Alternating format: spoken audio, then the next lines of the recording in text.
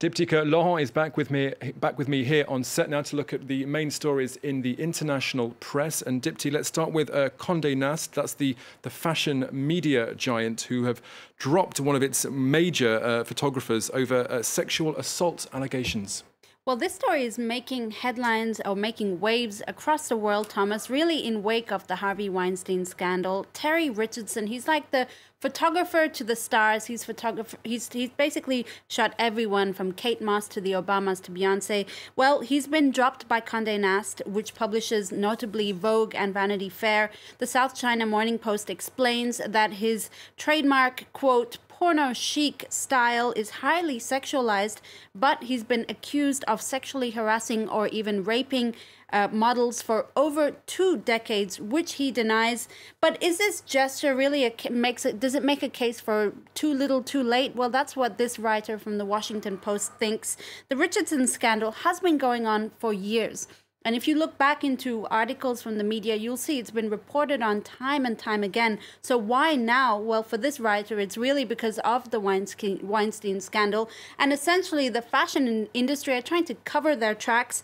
The writer says, even when it tries to do the right thing, fashion manages to remind us just how tone-deaf it really is. It does feel like we're tipping or tipping into the tip of the iceberg in terms of the sexual harassment across the world of film or fashion. Let's move on now to the Chinese president, Xi Jinping, who secured a second term as the head of the Communist Party as their Congress wraps up in Beijing.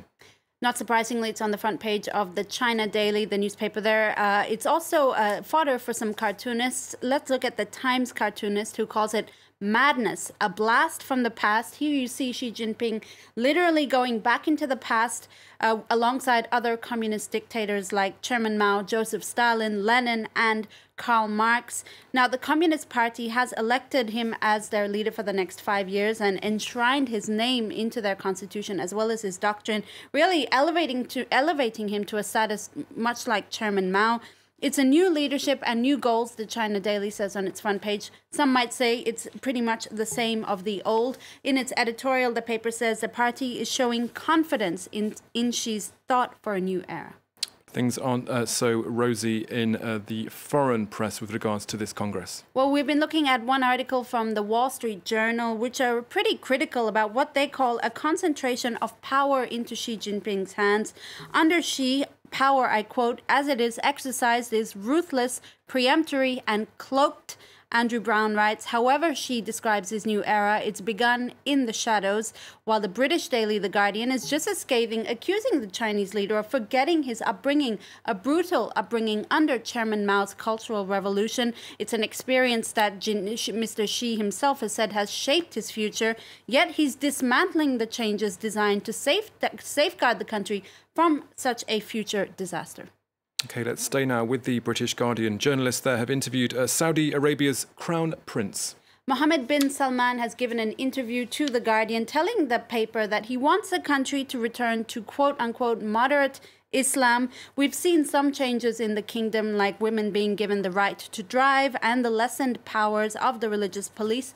But alcohol, entertainment, cinemas are still banned in the royal kingdom. The prince says 70% of Saudis are under 30 and they're, quote, bored and resentful. That's why change is needed now. But one Arab paper says it won't be so easy because these changes require a major and profound religious and intellectual reform, and that's going to take time.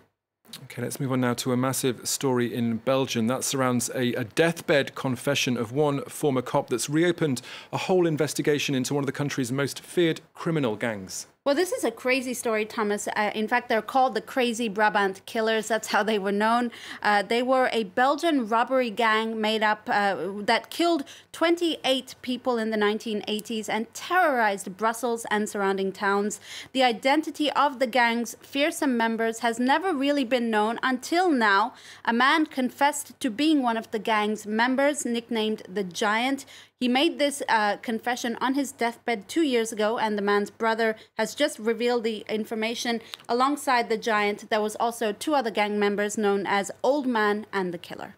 And finally, Dipty, Donald Trump's Make America Great Again hats have made a comeback, this time for this weekend's Halloween festivities? Well, Metro, the free paper, says it's a gift that no one needs, maybe, but it seems to be the gift that everybody wants, because these orange jack-o'-lantern hats with Make America Great Again emblazoned on the back have sold out ahead of Halloween.